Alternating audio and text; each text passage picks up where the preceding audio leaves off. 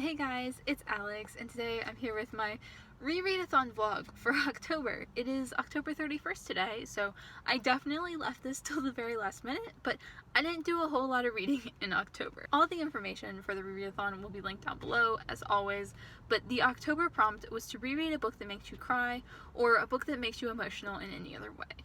And I am choosing to reread A Mango-Shaped Space by Wendy Mass. This is a middle grade novel about a girl with synesthesia.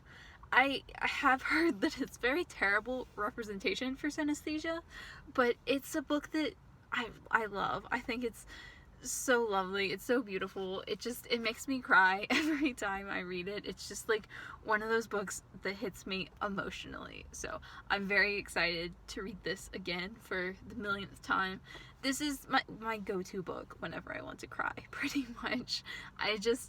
It always makes me sob, and I love it so much. It's just like great. Like, this is a great book, and I definitely recommend if you like middle grade contemporaries, because like, amazing. I'm so excited to reread this because I've wanted to reread it for years, and after I reread this, I would like to read some of Wendy Mass's other books because I own a second of her books and I've just never read it before. So I'm very excited to get into this and binge it all today, which is honestly how I read this book anyway. I tend to read it all in like one afternoon.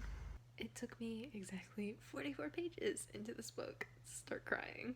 So I am about halfway through A Mango-Shaped Space. It's late, so that's kind of why I'm talking quietly. My boyfriend is asleep, and that's why I'm in the mudroom. I am really enjoying this. I knew I was going to. It's a lovely book. I will say it's more simplistic than I remember, and a lot more basic, and just a lot faster paced than I remember, which does make sense because I read this book a lot when I was a child.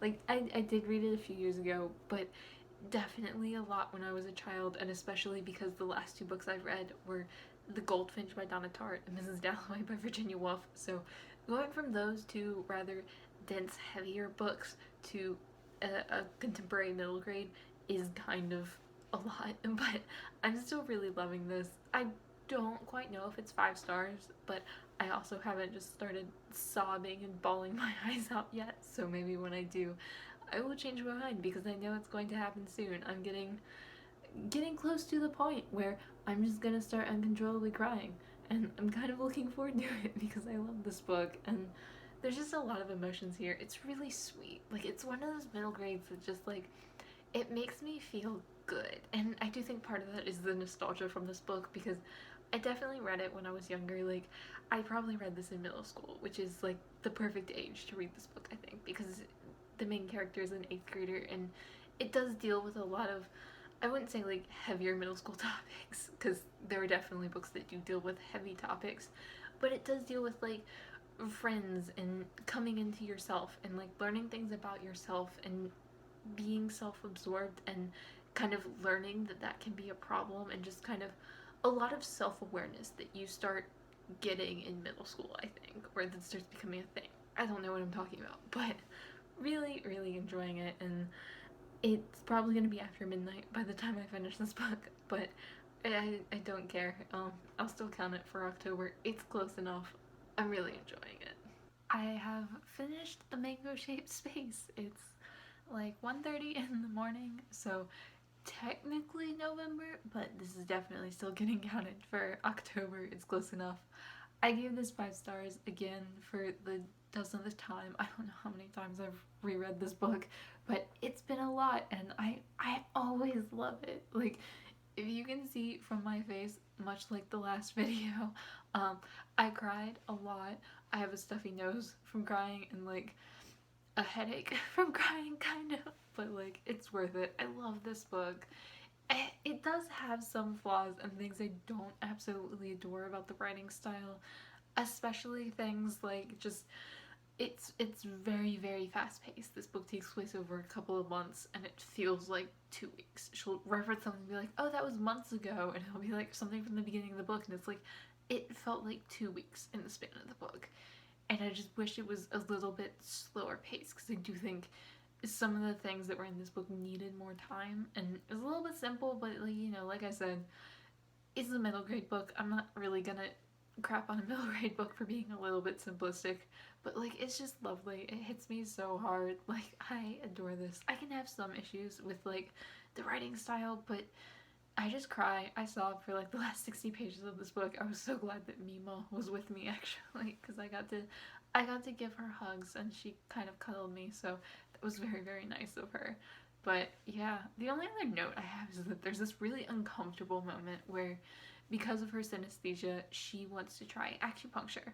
And she doesn't want to tell her parents because she's like, my parents won't be down. So she kind of lies to her friend and lies to his mother and lies to the acupuncturist and gets acupuncture without her parents' consent, permission, knowledge. And it's, as an adult, it's very uncomfortable. I think I remember it making me uncomfortable as a child as well. Just like, you shouldn't be doing that. Like, I don't know if at 13 I could have filled out the forms at the doctor's office myself, and here she is there alone and they're like accepting it, and it just made me very uncomfortable. Like, I don't think it was necessarily handled poorly. It's just like seeing a 13-year-old go get acupuncture without her parents knowing about it is just like scary, honestly, because something could have gone wrong.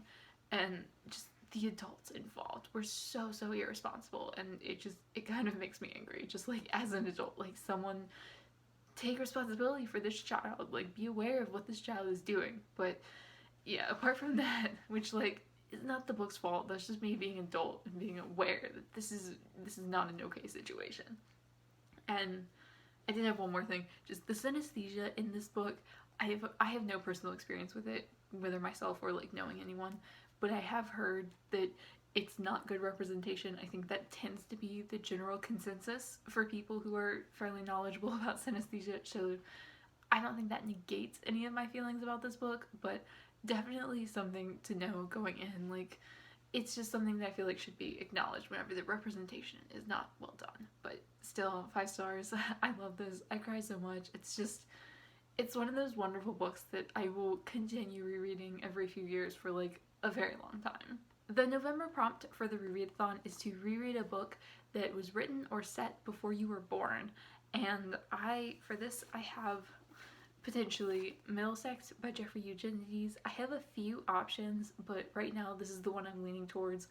All the books I have on this list for this one are kind of like heavier or denser books, and currently not in the mood for that, but you know, November is a full month, so I have a full month to feel like reading this book. And I do remember really loving this. This is written after I was born, but set kind of over a course of time, much of it before I was born. So it counts for that reason. I do really remember loving this. I read it when I was in high school, I believe, and I was just addicted to the story and so engrossed in his storytelling. And I'm curious to see what I'll think of it as an adult, because it is about an intersex individual, and I don't know how the representation is done. I'm definitely gonna have to look more into that when I do read this book, but I'm excited to return to this and hopefully love it. Let me know down below if you participated in October or if you're planning to participate in November. Like I said, all the links, all the information will be down below. So if you want to participate even just like for a month here or there, that's absolutely fine as well, because I know a year-long readathon is kind of a lot, and I'm kind of impressed that I'm still participating and doing it every month, even if I'm like an hour and a half late for this one. As always, thank you guys so much for watching, and I will see y'all again soon.